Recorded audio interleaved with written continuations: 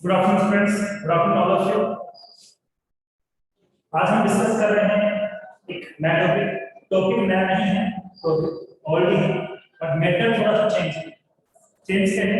सभी ध्यान से सुनना। कोई भी आपको डाउट तो मैसेज बॉक्स में आप क्वेश्चन टाइप करना, उस पर रिप्लाई करना। I will discuss about goodwill. देखिए,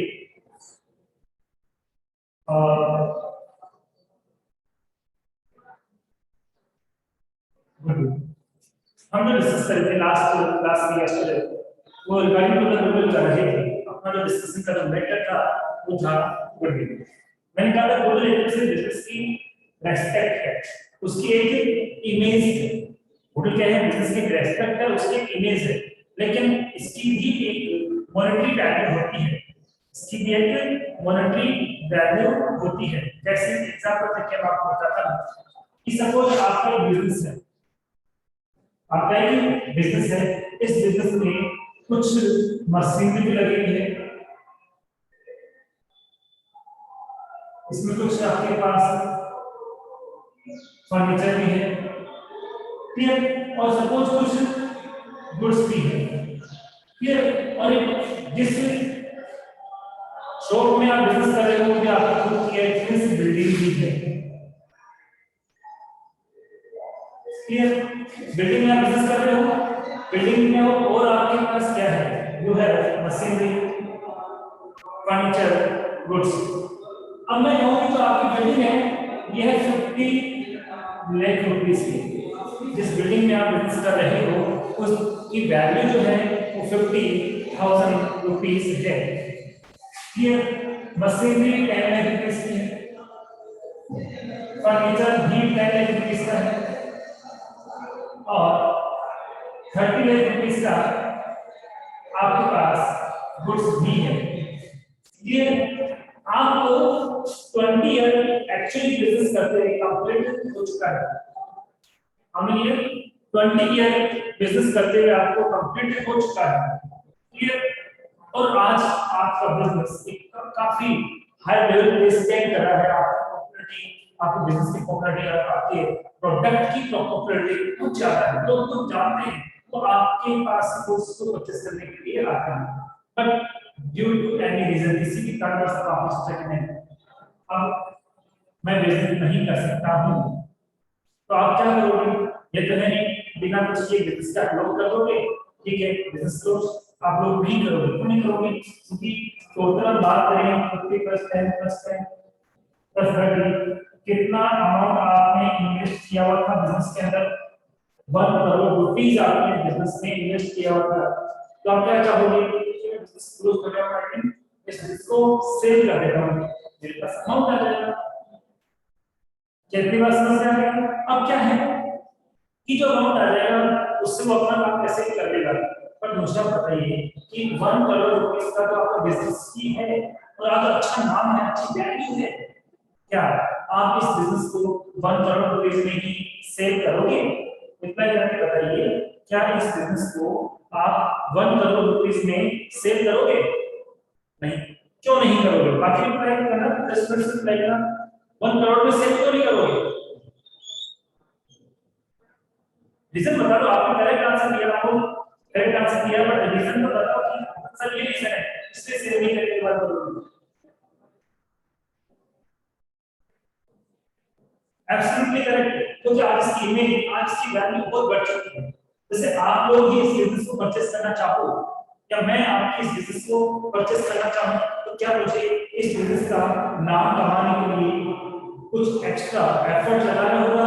नहीं, मुझे कोई एफर्ट नहीं लगाना, क्योंकि कहते हैं ना ये पक्का पकाया जमा जमाया बिजनेस मुझे मिल जाएगा डायरेक्टली। सो मैं ज्वाइन करूंगा, कस्टमर कंटिन्यूअसली पहले भी थे, आज भी रहेंगे, तो मुझे कुछ नहीं करना पड़ा। पर आपने जब ये स्टार्टिंग में बिजनेस स्टार्ट किया था, तो आपको सपोज स्टार्टिंग में लॉस हुआ, फिर धीरे धीरे क्या हुआ? नो लॉस नो प्रॉफिट की सिचुएशन में आप आए, फिर रेगुलरली आप बिजनेस करते रहे, तब जाके हाई लेवल पे आपका बिजनेस पहुंचा। तो आप क्या सोचोगे कि 1 करोड़ तो इसकी वैल्यू ही है, लेकिन आपका जो नाम बना है 20 ईयर बिजनेस की है, 20 मैंने जो मेहनत की मैं आपको उसका भी दूंगा। तो आप क्या करोगे, आपको में प्रैक्टिस करो, 30 लेवल का एक्चुअल लेवल हो, इस टोटल कितना अमाउंट का पे 1,30,00,000 कितना लोगे, 30 लाख बिजनेस के हैं जो अपना आपने एफर्ट लगाया है, बिजनेस की इमेज जो आपने इस लेवल पे आप लेके गए वो जो आपके बेसिस बनी है तो उसकी वैल्यू आप जानते हो, इसकी value you know this is known as goodwill, this value is known as goodwill, यही वैल्यू गुडविल होती है। इसी वैल्यू में क्या कहते हैं, गुडविल कहते हैं। तो बेसिक वे में क्या गुडविल की डेफिनेशन सबके समझ में आ गई, बेसिक वे में क्या गुडविल की डेफिनेशन आप सबके समझ में आ गई है, मैंने कॉन्सेप्चुअली आपको बताया, जल्दी से अप्लाई करना। बिजनेस की जो इमेज है उसकी जो इमेजिनरी वैल्यू है, इमेजिन करके जो वैल्यू डिसाइड करते हैं वो वैल्यू गुडविल होती है। बिजनेस की ठीक है, बट यहाँ तो चलो मैंने आपसे दे दी क्वेश्चन में जनरली बिजनेस की गुडविल कितनी है उसका अमाउंट कितना है अकाउंटिंग करनी है, अकाउंटिंग तो हमें करनी है, तो अकाउंटिंग गुडविल की हम कब करेंगे ना जब गुडविल का अमाउंट एक्चुअली गिवन होगा।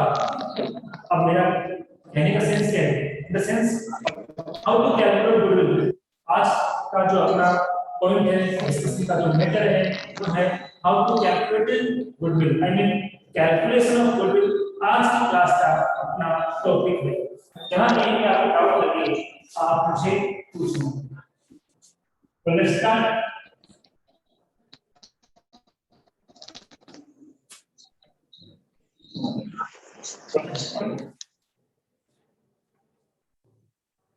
हेडिंग हो गया अपनी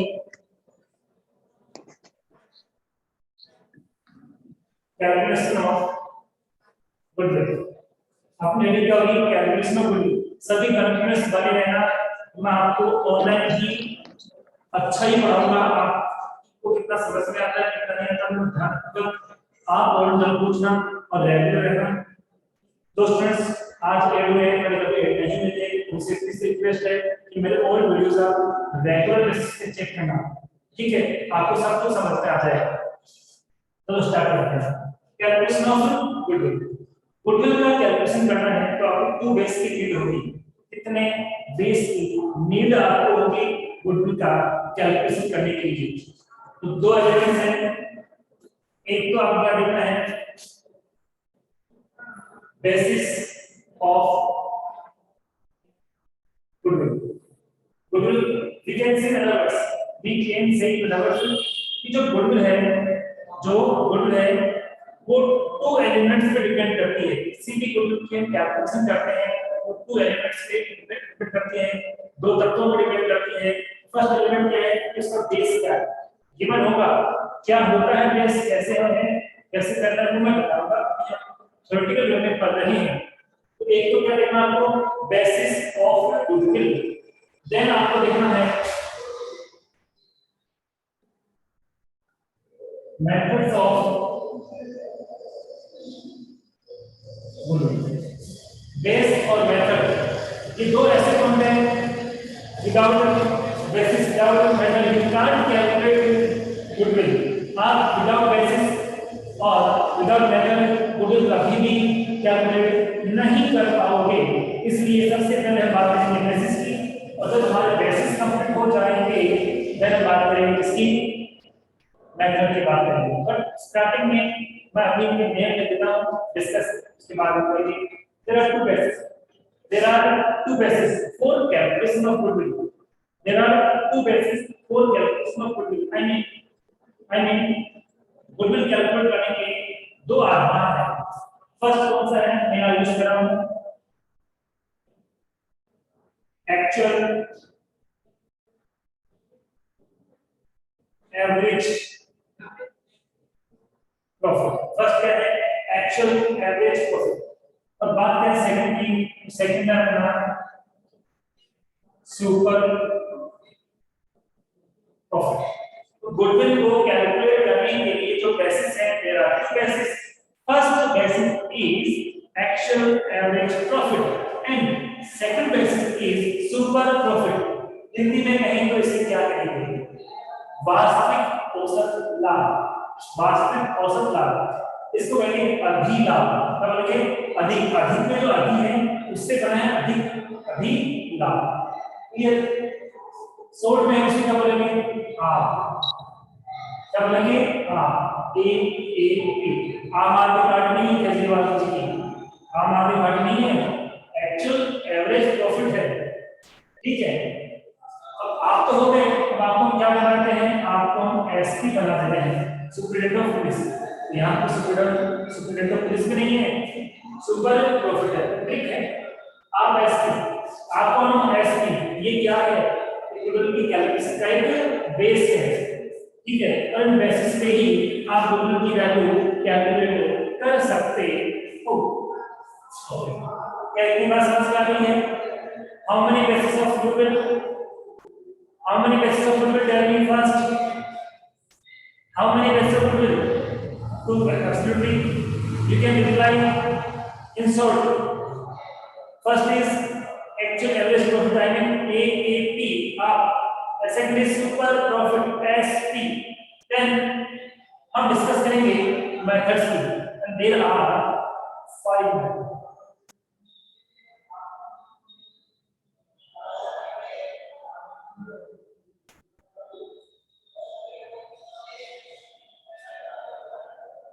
कोई भी पर्सनल मैसेज ग्रुप में नहीं करेंगे। पूजा, किसी भी तरह का कोई भी पर्सनल मैसेज ग्रुप में नहीं होगा।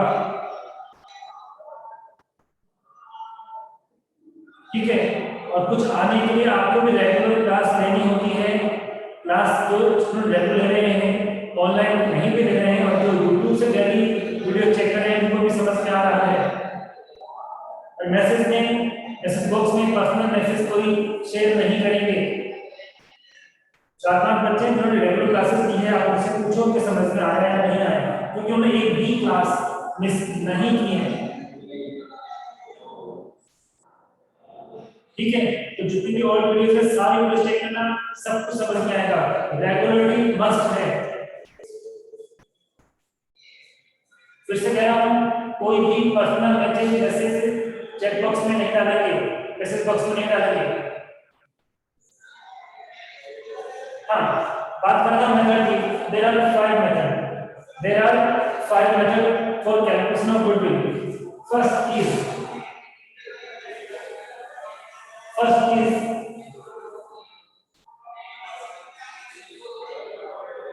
Purchase year. और जब भी ऑफलाइन क्लासेस स्टार्ट हो जाएगी, जब भी ऑफलाइन क्लासेस स्टार्ट होगी, मैं फिर से पढ़ाऊंगा, लेकिन पहले से पढ़ा हुआ है तो आपका कॉन्फिडेंस लेवल डबल हो जाएगा, काफी हेवी हो जाएगा।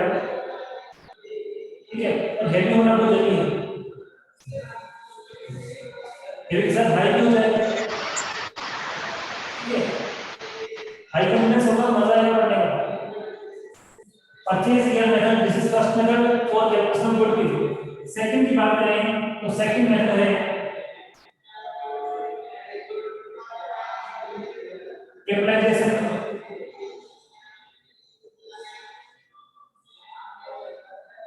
Method.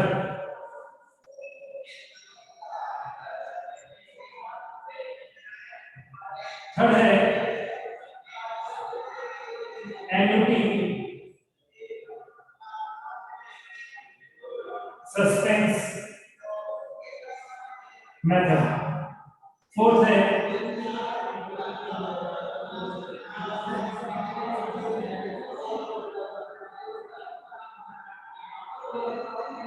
Consideration method. And last hidden goodwill. तो गुडविल को कैलकुलेट करने के लिए बेसिस है 2। गुडविल को कैलकुलेट करने के लिए बेसिस है 2। ठीक है, बट गुडविल को कैलकुलेट करने के लिए जो मेथड्स होते हैं वो कितने होते हैं? 5 होते हैं। कितने होते हैं? 5। अब इनके बारे में हम one by one deeply discuss करेंगे। तो पहले इसको डिस्कस करेंगे, देन इसको डिस्कस करेंगे। जब ये कंप्लीट होगा तब हम बात करेंगे इनकी, वो भी 1 बाय 1। हम किसी भी तरह से जल्दबाजी नहीं करेंगे, हम पीसफुल वे में स्टडी करेंगे, ठीक है। तो आपको बात का ध्यान रखना है, जहां भी डाउट हो पूछना है। तो हम स्टार्ट कर रहे हैं आज यहां से, क्लियर। तो आज की क्लास का जो मैटर है अपना, वो हम रखेंगे बेसिस ऑफ गुडविल। तो इसके एज कर रहा हूं, आप नोट्स मेंटेन करो, तो इसी तरह से लिखना है।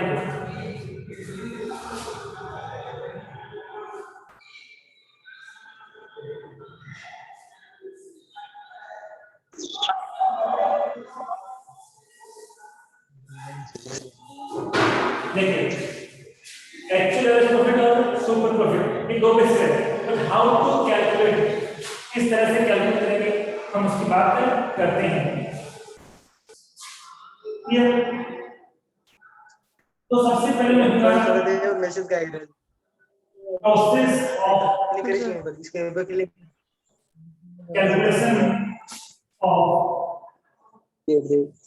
बेसिस नहीं आ रहा। यस सर ऑफ का yes sir video process of sir calculation of basis of goodwill. की प्रोसेस का मींस है प्रक्रिया, कि जो गुडविल है उसके बेसिस को कैलकुलेट करने की जो प्रोसेस है वो क्या होगी, गुडविल के बेसिस को कैलकुलेट करने की जो प्रोसेस है वो प्रोसेस क्या होगी, हम उसकी बात करने जा रहे हैं। तो देखिए, सबसे पहले क्या करना होगा, डिटेल से पढ़ेंगे, अभी कौन चल रहे हैं डिटेल में हम उसके बाद आएंगे। सबसे पहले क्या करना होगा, सबसे पहले आपको एडजस्टेड प्रॉफिट कैलकुलेट करना होगा। कैसे कैलकुलेट करेंगे, क्या होगा मैं बताऊंगा। अभी रेडी करें, सबसे पहले क्या कैलकुलेट करना होगा, ऑलवेज आपको सबसे पहले first thing adjusted profit calculate करना होगा। लिसन अगेन, जब भी हमें गुडविल के बेसिस कैलकुलेट करने हैं, फर्स्ट वर्क ऑलवेज क्या होगा, एडजस्टेड प्रॉफिट आपको कैलकुलेट करना होगा।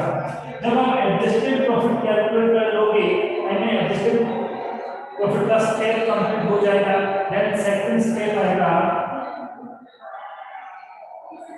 Average profit. Average profit directly calculate नहीं करेंगे, सबसे पहले हम लोग एडजस्टेड प्रॉफिट कैलकुलेट करेंगे, then we can calculate adjusted profit.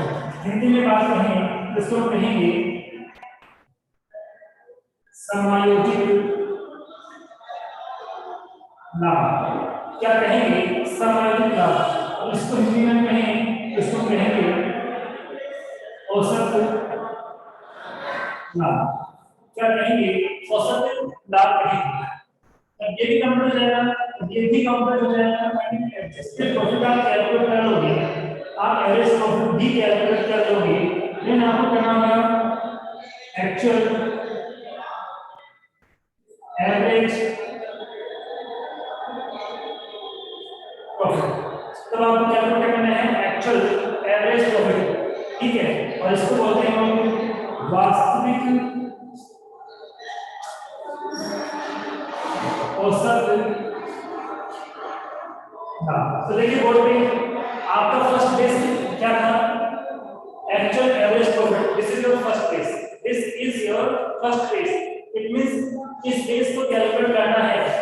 Goodwill आप कैलकुलेट कर रहे हो, कौन से बेस पे, एक्चुअल एवरेज प्रॉफिट के बेस में आप गुडविल कैलकुलेट कर रहे हो। तो आपको किसकी नीड है, 3 स्टेप की नीड है।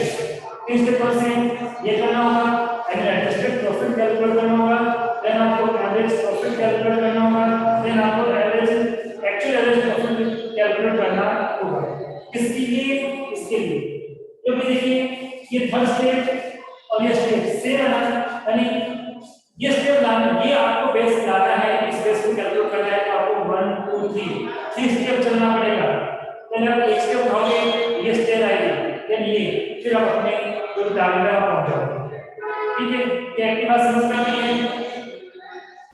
अब टेलिंग यू अगेन, अभी मैं इनके अभ्यास में नहीं पढ़ा रहा हूं, ओनली हेडलाइन ले रहा हूं, मैं अभी ओनली हेडलाइन ले रहा हूं। अभी मैं आपके सामने एक मेल बना रहा हूं, उस समझाऊंगा और आप जानते हो कि हमारी चीज को काफी डीपली एक्सप्लेन करता हूं। But suppose actual average profit के बेस पे गुडविल कैलकुलेट नहीं करनी है। But suppose actual average profit के बेस पे गुडविल कैलकुलेट नहीं करनी है। क्वेश्चन में इंफॉर्मेशन है कि आपको गुडविल सुपर प्रॉफिट के बेस पे कैलकुलेट करनी है। क्वेश्चन में इंफॉर्मेशन क्या है? क्वेश्चन में इंफॉर्मेशन है कि सुपर प्रॉफिट के बेस पे आपको कैलकुलेट करना है क्या गुडविल। तो आप यहां देख रहे हो 1 2 3 तीनों स्टेप में सुपर प्रॉफिट का कोई नाम ही नहीं आया। इसका मतलब ये स्टेप अभी भी कैलकुलेट नहीं हुई, ये प्रॉफिट के बेस जो है अभी भी कैलकुलेट नहीं हो पाया। वापस से जी actual average profit and I am asking you actual average profit calculate करने के लिए टोटल कितने बेस यूज करने होते हैं? Reply me actual average profit calculate करने के लिए टोटली कितने स्टेप्स हमें यूज करने होते हैं? वेरी गुड, 3 स्टेप्स हैं। कितने स्टेप्स हैं? 3। लेकिन मैं ये कह रहा हूं चेंज करके कि एक्चुअल एवरेज प्रॉफिट नहीं, सुपर प्रॉफिट के बेसिस पे आपको गुडविल कैलकुलेट करनी है। तो ये 3 स्टेप नहीं और भी करना होगा। क्यों? बेस चेंज हो गया तो स्टेप भी चेंज होंगे। ध्यान रखना, मैं तो आपके सामने लिख रहा हूं। नेक्स्ट बेस क्या अपना सुपर प्रॉफिट, शॉर्ट में क्या बोलते हैं इसको? एसपी। नेक्स्ट बेस क्या अपना सुपर प्रॉफिट, शॉर्ट में इसको क्या बोलते हैं? एसपी। तो इसका एक फॉर्मूला है एक्चुअली, डीप में पढ़ेंगे तो और बताऊंगा, पर अभी इसमें क्यों आगे बढ़ेगी इसका रीजन भी मुझे बताना है। तो सुपर प्रॉफिट कैलकुलेट करने का जो फॉर्मूला होता है वो होता है एक्चुअल एवरेज प्रॉफिट। क्या होता है? Super profit is equal to actual average profit minus normal profit. Super profit आपको कैलकुलेट करना है, सुपर प्रॉफिट आपको कैलकुलेट करना है तो आपको क्या करना पड़ेगा? एक्चुअल एवरेज प्रॉफिट में से नॉर्मल प्रॉफिट को लेस करना होगा। सुपर प्रॉफिट कैलकुलेट करना है तो आपको एक्चुअल एवरेज प्रॉफिट में से ऑलवेज नॉर्मल प्रॉफिट लेस करना होगा। तो देखिए इसका मतलब जब फर्स्ट बेस की बात करें तो क्या है? एक्चुअल एवरेज प्रॉफिट कौन सा स्टेप पे आएगा? स्टेप। लेकिन जब हम सेकंड बेस की बात करेंगे तब भी हमें किसकी नीड है? इस फर्स्ट बेसिस की नीड तो तभी भी है। It means actual average profit की नीड दोनों ही बेसिस में होगी। ओनली एक्चुअल एवरेज प्रॉफिट के बेस पे गुडविल कैलकुलेट करनी है, आपको 3 स्टेप में जाना है, आगे नहीं जाना। पर सुपर प्रॉफिट कैलकुलेट करना है तो यहां तक तो आना ही पड़ेगा, इसके बाद आपका रास्ता बदल जाएगा और आपको और स्टेप्स लेने होंगे। क्या स्टेप्स लेने होंगे? तो देखिए तो हमें ये तो कौन सा स्टेप मिलेगा? ये मिलेगा हमें थर्ड स्टेप में। ये आपके सामने कौन सा स्टेप मिला? थर्ड स्टेप में। पर अभी तक क्या नहीं हुआ? नॉर्मल प्रॉफिट हमारे सामने नहीं आया है। तो मैं इसका भी फॉर्मूला बताता हूं ताकि ये समझना और आ जाए कि अब इसका फॉर्मूला क्या होता है? इसका होता है capital employed into NRR upon 100। फिर से बता रहा हूं, मैंने किसी को भी एक्सप्लेन नहीं किया है, अभी मैं मेल बना रहा हूं, फिर एक एक वर्ड को मैं डिफाइन करूंगा तुरंत नोट्स बना के। तो नॉर्मल प्रॉफिट कैलकुलेट करना है। पहली बात बताओ नॉर्मल प्रॉफिट कैलकुलेट करना क्यों है? एक बात समझ में आ गई है कि नॉर्मल प्रॉफिट कैलकुलेट करना क्यों है? What is the need of calculation of normal profit? ये बात समझ में आ गई है कि नॉर्मल प्रॉफिट कैलकुलेट करना क्यों है? व्हाई? Tell me. रीजन क्या है कि नॉर्मल प्रॉफिट के बिना आपका सुपर प्रॉफिट कैलकुलेट नहीं हो सकता, क्योंकि नॉर्मल प्रॉफिट का फॉर्मूला ये है कि आपको एक्चुअल एवरेज प्रॉफिट में से लेस करना पड़ेगा नॉर्मल प्रॉफिट। इसकी बात तो मैं कर चुका हूं, एक्चुअल एवरेज प्रॉफिट की बात तो मैं कर चुका हूं, लेकिन अब मुझे इसकी बात करनी पड़ेगी, नॉर्मल प्रॉफिट की भी तो बात करनी पड़ेगी। ये क्या चीज है, कहां से आएगा, किस भूत का नाम है? भूत नहीं है, बहुत आसान चीज है, ये देखना। तो यहाँ पे किस तरह से हम काम करेंगे, किस तरह से नॉर्मल प्रॉफिट कैलकुलेट करेंगे, तो इसका फॉर्मूला मैंने आपके सामने लिखा है, capital employed into NRR upon 100, capital employed into NRR upon 100। आएगा समझ में? इसका मतलब नॉर्मल प्रॉफिट कैलकुलेट करने के लिए भी आपको कितने स्टेप और चाहिए, नॉर्मल प्रॉफिट कैलकुलेट करने के लिए भी आपको कितने स्टेप की नीड होगी, दो काम करने होंगे। एक तो आपको कैलकुलेट करना होगा कैपिटल एम्प्लॉयड और एक आपको कैलकुलेट करना होगा एनआरआर। यदि आपके पास कैपिटल एम्प्लॉयड है या आपके पास एनआरआर है, दोनों को मल्टीप्लाई करके हम नॉर्मल प्रॉफिट कैलकुलेट कर सकते हैं। रिपीट कर रहा हूं, नॉर्मल प्रॉफिट कैलकुलेट करना है तो आपको एक तो क्या चाहिए, कैपिटल एम्प्लॉयड की नीड है आपको, एक एनआरआर की नीड है, दोनों हो जाएंगे तो नॉर्मल प्रॉफिट हो जाएगा। इसका मतलब ध्यान दीजिए 5 4 5 6 और 7 में मिलता हुआ लास्ट स्टेप,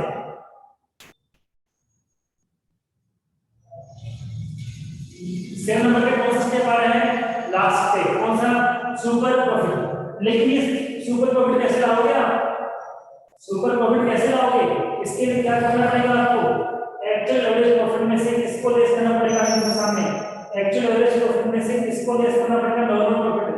तो मैं यहां एक और फॉर्म लिखता हूं, नॉर्मल प्रॉफिट। तो देखिए स्टेप नंबर 3 में क्या है, एक्चुअल एवरेज प्रॉफिट, और स्टेप नंबर 6 में क्या है, स्टेप नंबर 3 में एक्चुअल एवरेज प्रॉफिट है, स्टेप नंबर 6 में क्या है, नॉर्मल प्रॉफिट। इसका मतलब स्टेप 3 में से क्या करना है, स्टेप 6 लेस करना है, लेकिन 6 स्टेप कैलकुलेट कहां की है। अब मुझे बताइए इस स्टेप को भी कैलकुलेट करने के लिए किसकी नीड होगी, आई मीन नॉर्मल प्रॉफिट को कैलकुलेट करना है तो हमें किसकी नीड है, जल्दी से बताइए। नॉर्मल प्रॉफिट कैलकुलेट करने के लिए हमें किसकी नीड होगी, किसके बिना हम लोग नॉर्मल प्रॉफिट कैलकुलेट नहीं कर सकते हैं, किसके बिना हम नॉर्मल प्रॉफिट कैलकुलेट नहीं कर सकते हैं, तो रिप्लाई ये होगा कैपिटल एम्प्लॉयड के बिना और एनआरआर के बिना हम कभी भी नॉर्मल प्रॉफिट कैलकुलेट नहीं कर सकते। इसका मतलब इस स्टेप के लिए हमें क्या करना होगा, नॉर्मल प्रॉफिट के लिए हमें क्या करना होगा, ये दो भी हमें चाहिए। इसलिए क्या करेंगे, जब ये निकल जाएगा एक्चुअल एवरेज प्रॉफिट आ जाएगा, तो हम पहले क्या निकालेंगे, कैपिटल एम्प्लॉयड कैलकुलेट करेंगे, ये करेंगे, ठीक है। और क्या करेंगे, एनआरआर में करेंगे, एनआरआर इसका फुल फॉर्म लिख रहा हूं मैं, normal rate of return, normal rate of return. अब देखिए बड़े ध्यान से, सारी समझ में आ जाएगी कि स्टेप 7 क्यों हुए, ज्यादा क्यों नहीं हुए, कम क्यों नहीं हुए। एक्चुअली सुपर प्रॉफिट इसका जो एक स्टेप है, जो सिटी है, वो 7वें नंबर पे है, 7 नंबर पे है। तो 7 पे आने के लिए कितनी स्टेप्स आपको क्लियर करनी पड़ेगी, 6। जी का तो पता है आपको, 3 में भी आ गया, जी का पता लग गया, 3 तो आ गया। अब इसमें से कौन सा स्टेप लेस करें, 6 लेस करें तब आएगा, 6 स्टेप को कैलकुलेट करनी पड़ेगी। तो इस 6 के लिए हम क्या कर रहे हैं, इस 6 के लिए क्या कर रहे हैं, नंबर 4 पे क्या कैलकुलेट कर रहे हैं, नंबर 4 पे क्या कैलकुलेट कर रहे हैं, नंबर 4 पे हम कैलकुलेट कर रहे हैं कैपिटल एम्प्लॉयड, और नंबर 5 पे हम क्या कैलकुलेट कर रहे हैं, नंबर 5 पे हम कैलकुलेट कर रहे हैं एनआरआर। नंबर 4 पे क्या कैलकुलेट कर रहे हैं, कैपिटल एम्प्लॉयड, नंबर 5 पे हम क्या कैलकुलेट कर रहे हैं, एनआरआर। तो 4 और 5 जो दो स्टेप थी वो क्यों हम यूज कर रहे हैं, क्योंकि हमें क्या चाहिए, हमें चाहिए नॉर्मल प्रॉफिट, और इन दोनों की हेल्प से हमें क्या मिलेगा, नॉर्मल प्रॉफिट, इसलिए ये दो स्टेप एक्स्ट्रा बढ़ गए। अब मुझे बताओ ये स्टेप क्यों बनी है, इसका कॉन्सेप्ट किसके समझ में आ गया है, स्टेप 7 क्यों हुई, स्टेप 7 ही क्यों हुई, इसका रीजन कितने स्टूडेंट्स के प्रॉपर्ली समझ में आ गया है। सभी रिप्लाई करके बताएं, अक्षित और व्यहस, अक्षिता, वंदना और भी सारे बताइए मुझे क्या आपकी इतनी बात समझ में आ गई है कि क्यों हमने 7 स्टेप यूज की, क्यों हमने 7 स्टेप यूज की? तो सीधा साधा कि हमें only actual average profit calculate करना है, तो अपना काम 3 स्टेप में हो जाए।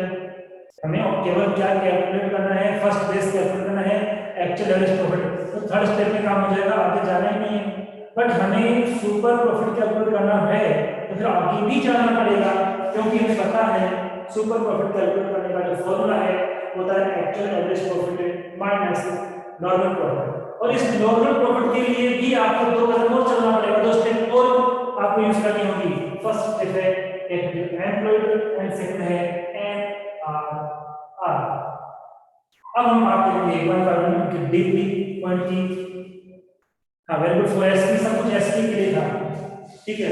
ऐसे वाली क्वेश्चन ना, एसपी के पास पहुंच रहा है, सीधे कौन पहुंचता है? पहले कांस्टेबल के पास जाओ, ठीक है, फिर उससे बड़े ऑफिस के पास, उसके बाद ऑफिस के पास जाओ। 7 नंबर का बड़ा ऑफिस आप हमारा एसपी है, सीधे कैसे पहुंच जाओगे? है ना बस समझ, इसलिए ऐसे अब हम बात करेंगे इनकी डीप डिस्कशन की। यहां से स्टार्ट करेंगे, यहां से चलेंगे, एक एक पॉइंट को, जो 7 पॉइंट है इनको हम डीप डिस्कस करेंगे। इन 7 पॉइंट को हम डीप डिस्कस करेंगे तो ये दोनों अपने आप ही आ गए, क्योंकि इन 7 में तो 2 है, ये दोनों कहां छुपे हुए हैं? इन 7 स्टेप में छुपे हुए हैं, ठीक है। तो हम आगे स्टार्ट करते हैं और पढ़ते हैं।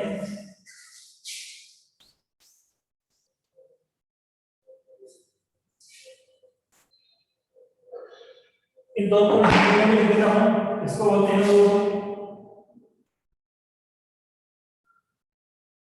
विनियोजित पूंजी, इसको कहते हैं सामान्य प्रत्याय, इसको बोलते हैं लोग सामान्य लाभ, और ये है आपका अधिलाभ। मैं स्टार्टिंग में था कि अधिलाभ सुपर प्रॉफिट का ही हिंदी में कदर नियम है। चलो बात करते हैं अपने स्टेप से, ठीक है। और हम फर्स्ट स्टेप यूज कर रहे हैं। फर्स्ट स्टेप है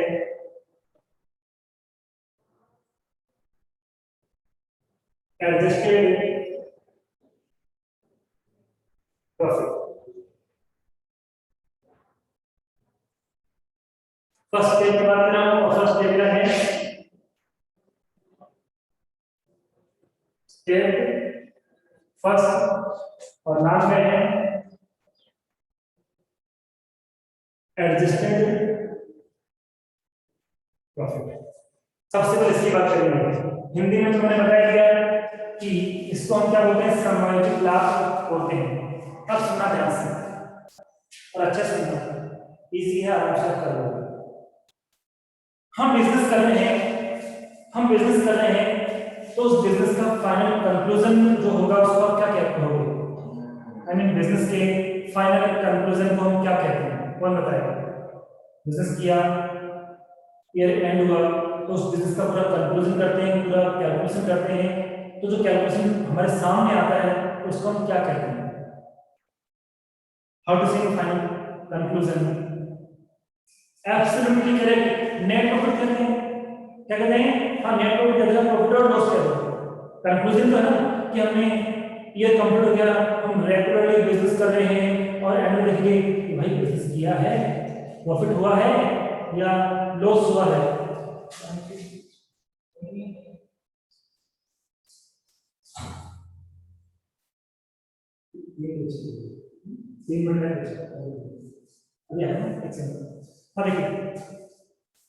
तो हम प्रॉफिट, अब सपोज हमें ये तो पता ही है कि इनकम में से जितनी भी इनकम है उसमें से हम सारे एक्सपेंस लेस करेंगे, तभी तो क्या आएगा? प्रॉफिट आएगा। क्या इस बात से अग्री हो? क्या इस बात से अग्री हो कि जितनी भी इनकम है उसमें से जितने भी एक्सपेंस है उनको लेस करेंगे तो ही प्रॉफिट आएगा? अग्री हो सर? चलो ठीक है, लेकिन ध्यान रखना इनकम भी किसकी होनी चाहिए? बिजनेस की होनी चाहिए, और एक्सपेंस भी किससे रिलेटेड होने चाहिए? बिजनेस से ही रिलेटेड होनी चाहिए। इनकम भी किससे रिलेटेड होनी चाहिए, बिजनेस से, और एक्सपेंस भी बिजनेस से ही रिलेटेड होने चाहिए। लेकिन बिजनेस में क्या होता है, कई बार ऐसी भी इनकम ऐड हो जाती है और कई बार ऐसे भी एक्सपेंस बेस्ड हो जाते हैं जो हमारे बिजनेस के है ही नहीं, लेकिन फिर भी हमने उनको इंक्लूड कर लिया। जो एक्सपेंस बिजनेस से रिलेटेड नहीं थे उनको हमने एक्सपेंस में इंक्लूड कर लिया। इनकम जो बिजनेस के से रिलेटेड नहीं थी उनको इनकम ले लिया और उसके बाद हमने इनको कैलकुलेट कर लिया।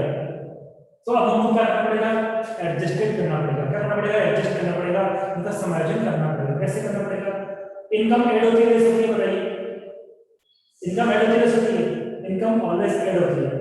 तो कुछ ऐसी इनकम थी जो हमारे बिजनेस की नहीं थी, फिर भी क्या कर ली, ऐड कर ली। कुछ एक्सपेंस ऐसे भी थे, कुछ एक्सपेंस ऐसे भी थे जो हमारे बिजनेस में नहीं है, तो हमने क्या किया, इसको लेस कर दिया। करना क्या है, जो इनकम बिजनेस की नहीं थी लेकिन ऐड हो गई है उसके इफेक्ट को कैंसिल करने के लिए क्या करना पड़ेगा बताइए। जो इनकम ऐड तो करनी है बट वो बिजनेस की नहीं है, बिजनेस एक्टिविटीज की नहीं है, उसके इफेक्ट को कैंसिल करने के लिए क्या करेंगे, लेस करेंगे एब्सोल्युटली। तो हम क्या करेंगे, तो नॉन बिजनेस इनकम जो होगी, नॉन बिजनेस इनकम जो होगी उसको क्या कर देंगे, लेस कर देंगे। और जो एक्सपेंस बिजनेस के नहीं है वो लेस हो गए, जो एक्सपेंस बिजनेस के नहीं है पर लेस कर दिया हमने, तो उनके इफेक्ट को कैंसिल करने के लिए क्या करेंगे, ऐड करेंगे। किसको ऐड करेंगे, नॉन बिजनेस एक्सपेंस को हम क्या करेंगे, ऐड करेंगे। इससे क्या होगा, जो प्रॉफिट बचेगा लास्ट में वो एक्चुअली हमारे बिजनेस का बचेगा, और इसी के लिए हम क्या करते हैं, इसी के लिए हम एडजस्टेड प्रॉफिट कैलकुलेट करते हैं। ठीक है, तो हम कल की क्लास में इसको डिस्कस और से करेंगे, देखते पड़ेंगे, नोट्स भी मैं इसके लिखाऊंगा। ठीक है, क्योंकि आज का टाइम अपनी ओवर हो गई है, टाइम कंप्लीट हो गया है, 30 सेकंड हमारे पास रिमेनिंग है। इतना बता दें, मैं इसको फिर से मैं यूज करूंगा, फिर से आपको बताऊंगा। ठीक है, थैंक यू सो मच।